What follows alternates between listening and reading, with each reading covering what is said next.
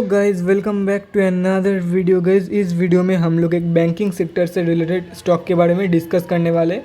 तो ये जो कंपनी है एक मिड कैप स्टॉक रहने वाली है, उसके बावजूद ये जो कंपनी है बुक वैल्यू से सस्ते में ट्रेड कर रही है। तो पहले देखते हैं कंपनी की नेम क्या है और फंडामेंटली कैसी है कंपनी। उसके बाद हम लोग डिस्कस करेंगे स्विंग ट्रेडिंग लेवल्स, और अगर आप लोग लॉन्ग टर्म में बाई करना चाहते हो तो क्या उसकी बेस्ड बाई पॉइंट रहेगी, या तो फिर कैसे आप लोग जो है प्रॉफिट को मैक्सिमाइज कर सकते हो इन लॉन्ग टर्म ट्रेडिंग। तो चलिए देखते हैं पहले कंपनी की नेम क्या है और कंपनी फंडामेंटली कैसी है, कंपनी के लॉन्ग टर्म के लिए होल्डिंग करने का मतलब लॉन्ग टर्म के लिए बाई करने के लायक है या नहीं, वो देख लेते हैं पहले। तो गाइस यहाँ पे आप लोग देख सकते हो आरबीएल बैंक लिमिटेड है कंपनी का नेम। कंपनी क्या करती है आप लोग यहाँ पे पढ़ सकते हो पॉज करके, अगर पढ़ना है तो।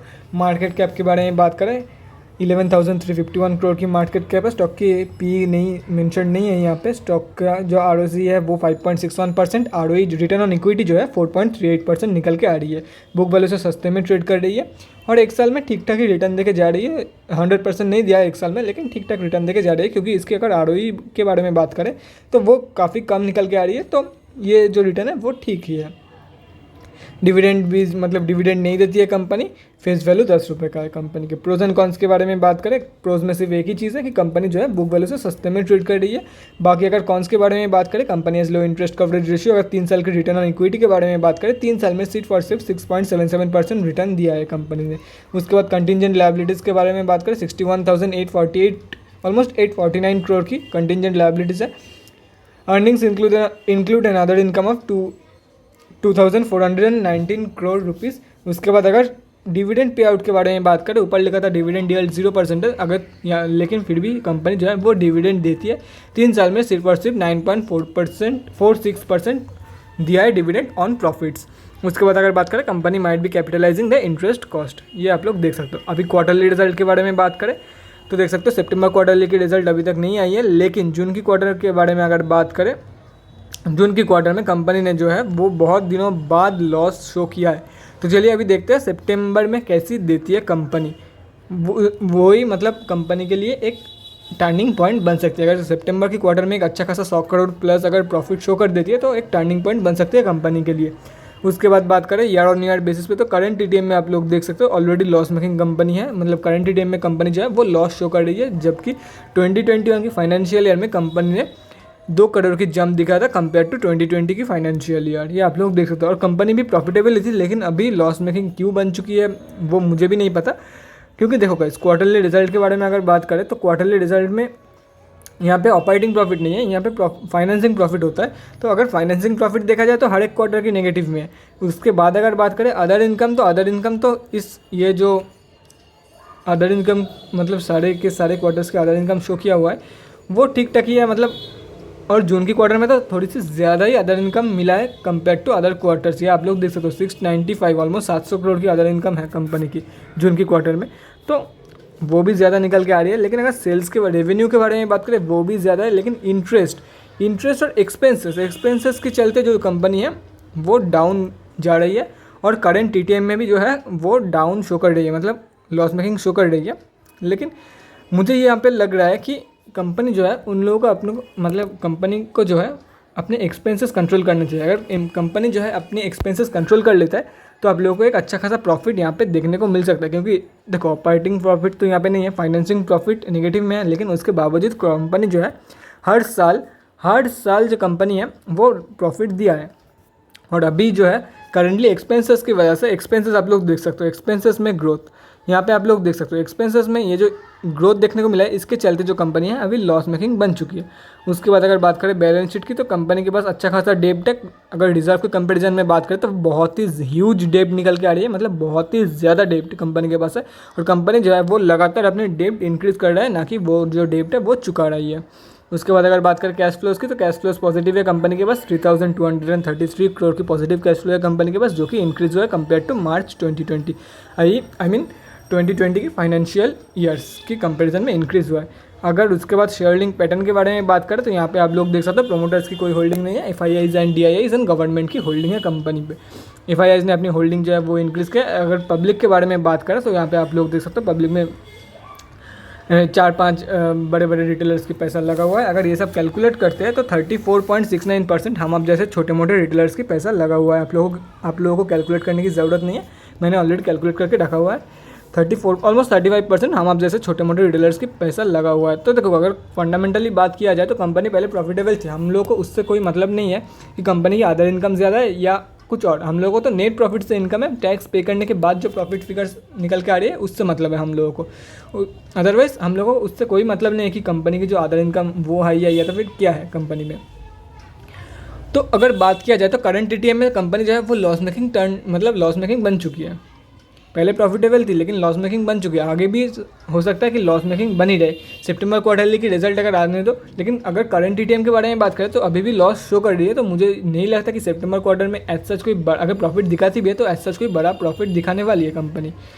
तो अगर आप लोग लॉन्ग टर्म में बाई करना चाहते हो, sorry for the notification sound guys, अगर आप लोग लॉन्ग टर्म के लिए बाई करना चाहते हो तो वो इंटरली डिपेंड्स ऑन यू। अगर कंपनी के ऊपर भरोसा है तो ही बाई करना, अदरवाइज अगर फंडामेंटली बात करें तो आप लोग कंसिडर कर सकते हो। इतना भी ज़्यादा कुछ खास नहीं लगा क्योंकि एक क्वार्टर की रिजल्ट देख के मैं कोई जजमेंट नहीं पास कर सकता कंपनी के बारे में। अगर आप लोगों को कंपनी, अगर सीधा सीधा बोलूँ तो अगर आप लोगों को कंपनी के ऊपर भरोसा है कि कंपनी जो है वो लॉन्ग टर्म में मुझे अच्छा खासा पैसा बना के दे के जा सकता है तो ही बाई करना। क्योंकि ऊपर भी हम लोगों ने देखा 3 साल का अगर रिटर्न ऑन इक्विटी के बारे में बात करें उससे अच्छा तो बैंक की रिटर्न है, बैंक की नॉर्मल रिटर्न, फिक्स डिपॉजिट की भी नहीं, नॉर्मल रिटर्न तो उससे अच्छा है। तो दैट इंटरली डिपेंड्स ऑन यू। अभी बात करते हैं आज कितने क्वांटिटी में ट्रेडिंग हुआ है स्टॉक में, वो देख लेते हैं। तो गाइस हम लोग आ चुके हैं एनएससी के वेबसाइट पे, निफ्टी बैंक में कंपनी लिस्टेड है। अगर आज के बारे में बात करें 81,32,146 क्वांटिटी ट्रेड हुआ है जिसका वैल्यू 15,648 रुपया निकल के आ रही है। उसके बाद अगर पेंडिंग ऑर्डर क्वांटिटी के बारे में बात करें तो 212 बाइंग ऑर्डर पेंडिंग है 193.6 रुपीज़ के प्राइस पॉइंट पे। डिलीवरी पोजीशन के बारे में बात करें 24.03% डिलीवरी पोजीशन मतलब डिलीवरी परसेंटेज निकल के आ रही है जो कि है 19,54,296 क्वांटिटी, जो कि बहुत ही कम निकल के आ रही है। अगर डिलीवरी क्वांटिटी की परसेंटेज देखा जाए, डिलीवरी क्वांटिटी मतलब percentage of deliverable quantity to traded quantity देखा जाए तो बहुत ही कम निकल के आ रही है, 30% से भी कम। मतलब बहुत ही कम लोग ये स्टॉक को बाई करके लॉन्ग टर्म के लिए होल्ड कर रहे हैं, एटलीस्ट T+2 मतलब 2 दिन के लिए होल्ड कर रहे हैं। बाइंग के बाद 2 दिन के लिए होल्ड कर रहे हैं, मतलब डिलीवरी ट्रेड्स बहुत ही कम लिया जा रहा है। तो स्टॉक में एज सच कोई अभी अचानक से कोई मतलब बाउंस बैक या ब्रेकआउट देखने को तो नहीं मिल सकता। अगर ये ऐसा होता तो कुछ लोग बाई करके घर ले जाते हैं स्टॉक को। तो चलिए अभी बात करते हैं स्विंग ट्रेडिंग लेवल्स। और अगर आप लोगों को कंपनी के ऊपर भरोसा है और लॉन्ग टर्म में बाई करना चाहते हो तो कहाँ पे बाई करके आप लोग जो है अपना प्रॉफिट को मैक्सिमाइज कर सकते हो वो भी देखेंगे हम लोग। तो गाइस यहाँ पे हम लोग एनएससी के चार्ट पे आ चुके हैं। आरबीएल बैंक की एनएससी की डेली चार्ट खुली हुई है। अगर आज के बारे में बात करें तो 2.22% कंपनी जो है वो आप थी और करेंटली ये 194 रुपीज़ के आसपास ट्रेड कर रही है। यहाँ पे आप लोग देख सकते हो ये जो रेजिस्टेंस है 194.7 रुपीज़ की प्राइस पॉइंट का जो रेजिस्टेंस है वो रेजिस्टेंस पे कंपनी जो है फेस करके नीचे की तरफ मतलब ऊपर नहीं जा पा रही है कंपनी। 194 पॉइंट ऑलमोस्ट 195 की जो रेजिस्टेंस है ये फेस करके कंपनी नीचे की तरफ गिर रही है, नीचे की तरफ भी नहीं गिर रही है, एग्जैक्टली नीचे की तरफ भी नहीं गिर रही है, लेकिन कंपनी जो इसके ऊपर भी क्लोजिंग नहीं कर पा रही है। और इसके बाद अगर डिलीवरेबल क्वान्टिटी के बारे में हम लोग बात करें तो वहाँ पर भी हम लोग को दिखा कि लोग बाई करके घर नहीं लेके जा रहा है। इसका एक ही मतलब निकल के आ रहा है कि लोग जो है वो अभी इन्वेस्ट नहीं कर रहे हैं स्टॉक में, अगर ले भी रहे हैं तो मैक्सिमम इंट्राडे ट्रेड्स ही ले रहे हैं तो बाई करके। तो ये जो रेजिस्टेंस है वो मुझे लग रहा है रेजिस्टेंस की तरह एक्ट करेगी और ये इस कंपनी को जो है मतलब एक स्ट्रॉन्ग रेजिस्टेंस की तरह एक्ट करेगी और कंपनी को जो है वो नीचे की तरफ धकेल देगी या तो फिर कंपनी जो है वो यहाँ से स्लिप कर जाएगी। तो अगर नीचे की तरफ गिरती है कंपनी, क्योंकि देखो एज सच कोई मतलब बाइंग की तरफ अगर देखा जाए तो एज सच कोई लोग बाई करके भी घर ने लेके नहीं जा रहा है स्टॉक को इतने क्वांटिटी में, डिलीवरी ट्रेड्स नहीं लेके जा रहे हैं, ट्रेडिंग तो हो रहा है अच्छा खासा। यहाँ पे आप लोग देख सकते हो अगर वॉल्यूम के बारे में बात करें तो ट्रेडिंग अच्छा खासा हो रही है कंपनी में, लेकिन लोग बाई करके घर नहीं लेके जा रहे हैं। तो इसके बारे में अगर बात किया जाए तो अभी मुझे नहीं लगता कि ये जो स्टॉक है अभी ये 194 की रेजिस्टेंस के ऊपर क्लोज कर पाएगी। सीरियसली बोल रहा हूँ, नहीं लग रहा है मुझे, मैं बेकार में आशा नहीं दिखा रहा हूँ आप लोगों को। हाँ कर देगी, आप लोग बाई करोगे उसके बाद पैसा फंस जाएगा, मैं सच ही बोल रहा हूँ, नहीं कर पाएगी। और अगर चलो मान लेते हैं कर भी दी कंपनी ने, अगर तो कभी बाई करना है आप लोगों को, देखो गाइस कंफर्मेशन के बाद ही एंटर करना है, चाहे वो नीचे जाए या ऊपर जाए। अगर मान लेते पहले ऊपर के बारे में बात कर लेते हैं, अगर कंपनी जो है वो ऊपर की तरफ क्लोजिंग करती है तो 194.7 के ऊपर प्रॉपर्ली क्लोजिंग करने के बाद मतलब प्रॉपर्ली क्लोजिंग की कंफर्मेशन मिलने के बाद विद वॉल्यूम एक अच्छा सा ग्रीन कैंडल विद वॉल्यूम, देखो गाइस मतलब ट्रेड तो इस दिन भी किया था, ये जो बड़ा वाला ग्रीन कैंडल है ट्रेड तो इस दिन भी किया था, लेकिन एक प्रॉपर्ली क्लोजिंग विद वॉल्यूम अगर कर देती है कंपनी तो बाई करके चल सकते हो for the targets of 221 239 and 259। ये हो गया सारे टारगेट्स। और अगर मान लो कि यहाँ से स्टॉक जो है वो नीचे की तरफ स्लिप कर जाती है या नीचे की तरफ रेजिस्टेंस फेस करके नीचे की तरफ गिर जाती है, तो आप लोगों को क्या करना है, देखो गाइस 160 का जो लेवल है ये एक स्ट्रॉन्ग सपोर्ट निकल के आ रही है स्टॉक में।